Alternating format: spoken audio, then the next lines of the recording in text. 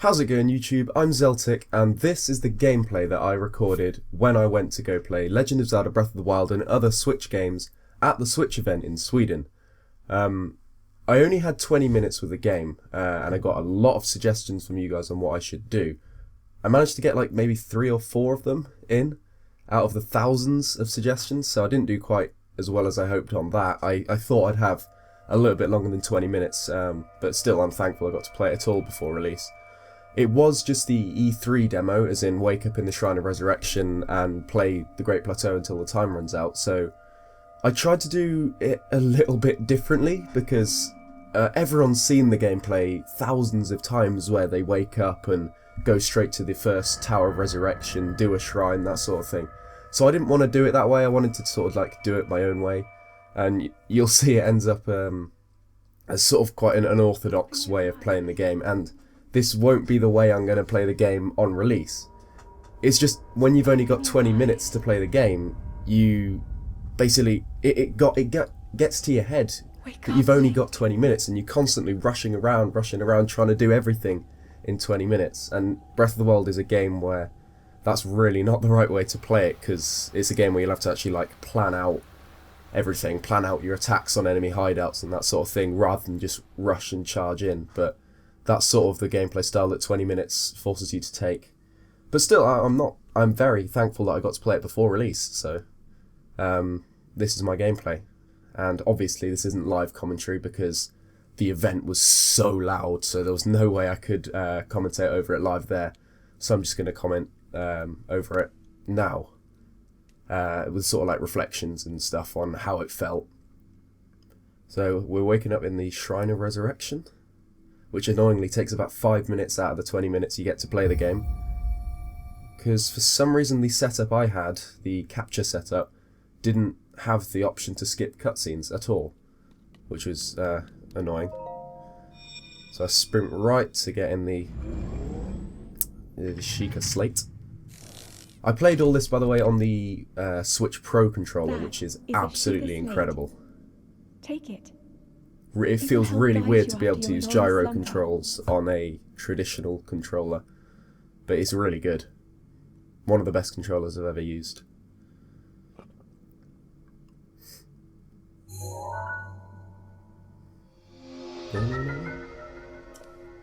And we now have the Sheikah Slate, which will allow us to leave the Shrine of Resurrection and go explore the Great Plateau. We grab some clothes. I was originally intending on just getting the shirt, because I go straight to getting the Hylian trousers from a chest outside, but I figured I might as well get both of them. And that closing the menu, that was something that I had a little bit of difficulty with on the Pro controller, just because A, B, X and Y were in different positions to what I expected them to be. I'm pretty sure... Sorry, microphone. I'm pretty sure they're in a different layout to the Wii U Pro controller. Not that that's a big deal, it's just something that took a little bit of getting used to.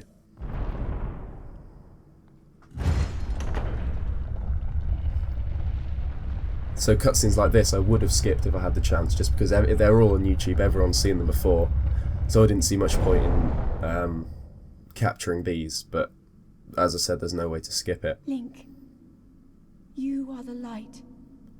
Our light that must shine upon Hyrule once again. And here we go. Now go. We're able to explore the Great Plateau. Basically, the whole plateau is now available. Obviously, except the shrines, which to activate you need to activate the first Tower of Resurrection, but I didn't go and do that. This is probably my favourite cutscene we've seen so far in Breath of the Wild. This first just like panning shot of the world.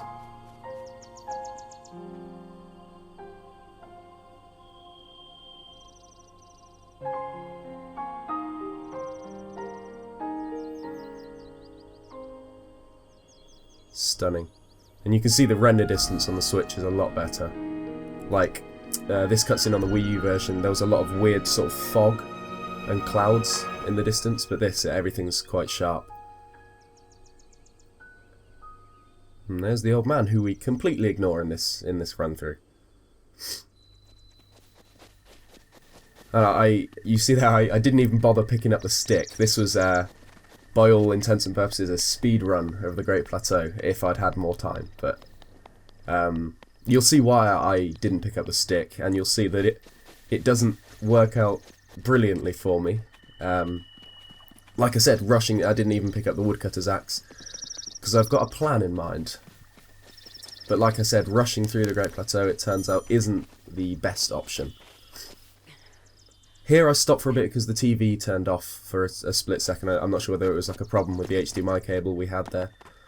I don't really know what that was about. So I'm just exploring the ruins. And here we have the first enemy we find on the Great Plateau, a bokoblin. After we go through this little mini cutscene sort of Head for thing. the point marked on the map in your Sheikah slate. No, I'm not doing that. So we completely ignore the bokoblin, obviously. Everyone's seen gameplay, like hours and hours of gameplay of fighting bokoblins, so at this point I was like, I'm just not going to bother at the moment with them. I think again I closed the menu accidentally by pressing the wrong button on the Pro controller, but still. Almost got whacked there, just trying to avoid the bokoblins. And then I go looking for rupees, because in some gameplay, I believe it was some sort of like French Breath of the Wild gameplay, there was, they found like 50 rupees in one of these wrecked guardians, but I wasn't quite as lucky and only found ancient springs and ancient screws and that sort of thing, unfortunately. So I'm pretty sure I checked this one as well. Yeah, ancient spring. Ancient screw in that one. But no rupees. Okay.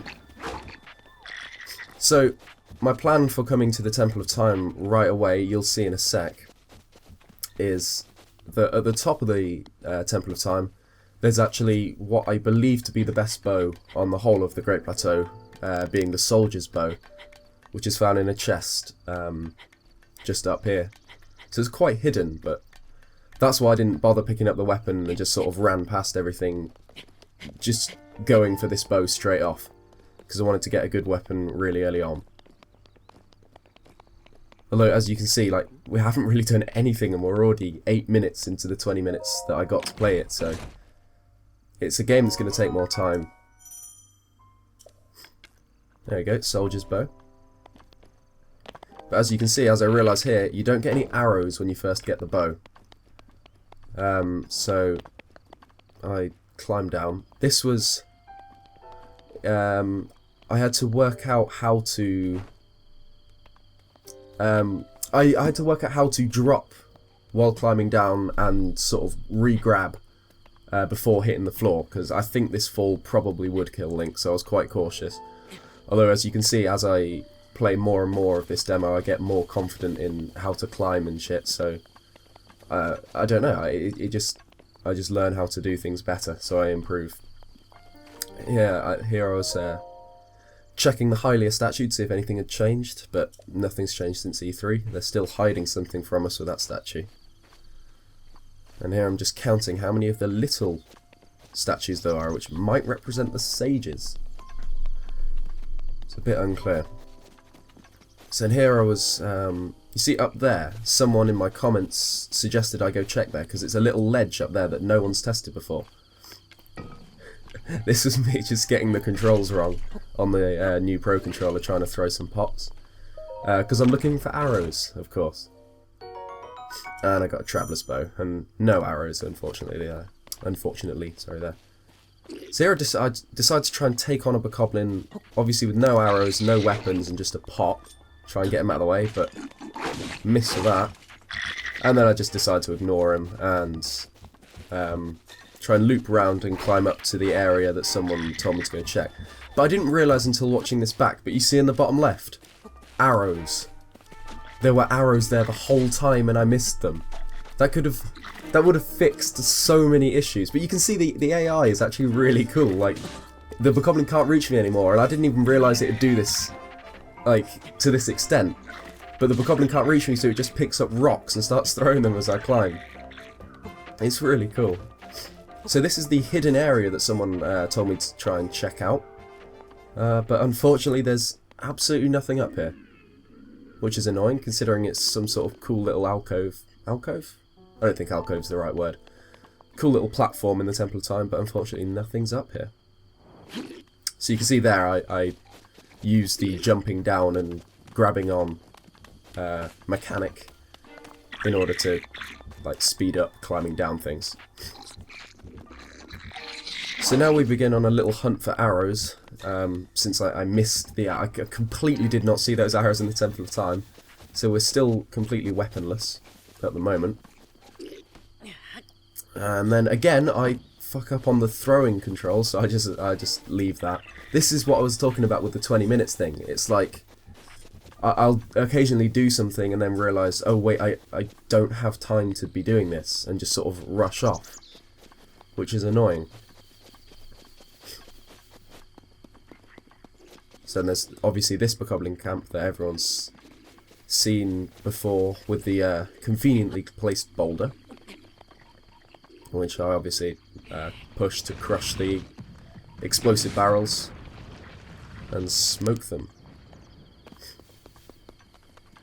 So, hoping that they'd dropped some arrows, I go and check, but they haven't got anything, so I just use the the Boko club, which is actually a surprisingly strong weapon for, like, its sort of tier, if you get what I mean. It's, like, not the sort of weapon you'd expect to be strong, but it actually is quite good. And this was something that I can't remember who it was in my comments or whether it was in my Discord. Someone told me to get to get another look at the salamander and bird divine beasts from the plateau. Considering the Switch's better render distance, get a good look at the divine beasts now. See if we can see anything better. So this was me figuring out how to do it, and I think it's pressing down on the right stick to zoom in on the Pro Controller. And now we just wait for it to climb round. It's currently sort of on the side of Death Mountain facing us, so we can't actually see it. But we get quite a good look at it when it climbs around the edge of the mountain, which is cool. Just waiting. I'm not really sure why I left it. Why I left the zooming there. And here it is, look. It's so cool. You can see the little spikes it's got on the back, as well as the shape of its head properly.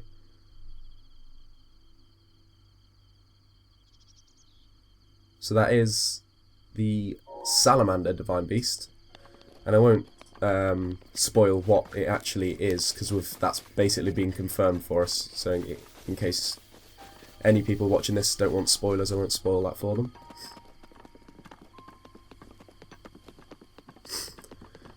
So now I decide, on the hunt for arrows, to go and tackle this little bokoblin hideout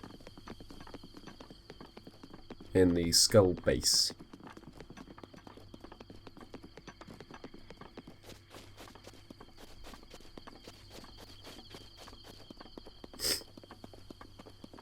Which is quite an operation when, of course, I don't have any arrows, and the best way to take it out is obviously to shoot down the lanterns and explode the barrels. So I go about this in quite an unorthodox way, running in, taking out the archer so I get some arrows. That was my phone. So I get a Boko bow, I think like a Boko horn or something, yeah, and 5 arrows. So finally I've got some arrows. And then, so that I can kill them in the normal way, I just run up the hill, wait for them to all calm down and forget about me and forget about the death of their friend, and go back and blow them all out.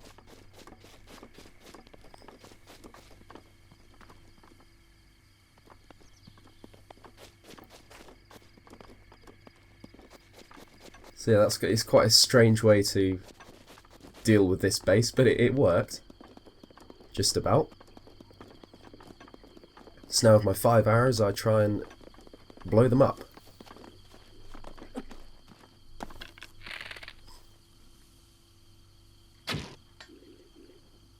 Although I didn't, understand before this just how much Breath of the Wild's arrows dip. I don't know whether that's... See, here I learned that you can't explode the barrels by themselves. You have to drop something explosive, something on fire onto them. So finally I actually hit the thing, and now I've only got 1 arrow left. So now I go and try and take on this guy, who I underestimate quite heavily. So that was my first taste of, oh, this isn't like normal Zelda combat where you can usually just go in and if they're, as long as there's not like a mini boss or something, you can usually just run in and kill them by spamming B. But this game, even bokoblins, it seems you've got to actually take more seriously. So you'll see when I respawn. Oh no, wait, this is cool. So I respawn and immediately he picks up this explosive barrel, throws it at me, which takes off half my health. So even fighting things like bokoblins is really weird. Is really, I don't know, intense. So you can see now I'm actually sort of fighting him properly and dodging behind him and stuff. And see, now I've got no weapons and 1 arrow. So I managed to headshot him for double damage to kill him. But that was scarily close considering it was 1 blue bokoblin. And I couldn't actually beat him until I started avoiding his attacks and retaliating and that sort of thing. So now we go and get our prize, which is fire arrows. Unfortunately only 5 of them, but these things are so cool. At this point in the demo I was really time conscious, because you can see we're 17.5 minutes through. Pardon me. So I was I thought my time was going to be over basically, so I just sort of waste fire arrows here on the bokoblins and sort of smoke these guys. Getting another critical hit, which is cool, didn't even intend to do that. But this is just sort of playing around with some of Breath of the Wild's weapons. Because I honestly thought we were out of time, and then I got a few more arrows from him, which is cool. And then I remember that I needed to go and get a close-up of the bird ship, which I do there, but obviously don't get the best look until I go a lot closer. So until now, I don't think it's been ever explicitly confirmed that the flying thing we see from the Great Plateau is the bird ship we see up close. But as you'll see here, I managed to actually prove that basically. Except here, this is an example of fucking bullshit. How was I supposed to know that? One side, you can walk on this side of the water, but there's sort of massive pits of death on the other side. That took me by surprise a bit. And you see we've only got a minute left of this demo, so 20 minutes really isn't that long, which is annoying. But I do thankfully get a really good look at the bird shit. So you can see on the left the bird's head, which is just like it was at E3. Awesome stuff.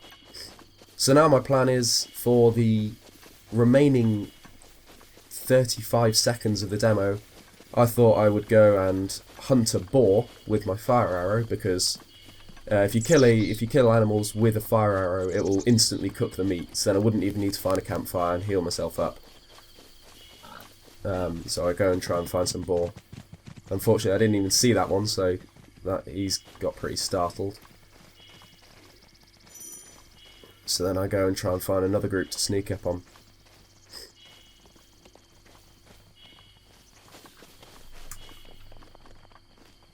And whereabouts are they? Those guys there, they'll do. Then as I start to knock my arrow, the demo ends. So that was my experience with Breath of the Wild, and considering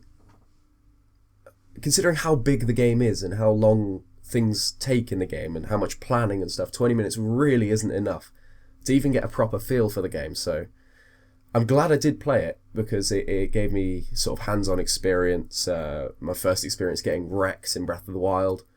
But I'm really definitely looking forward to playing it without a time limit. Absolutely.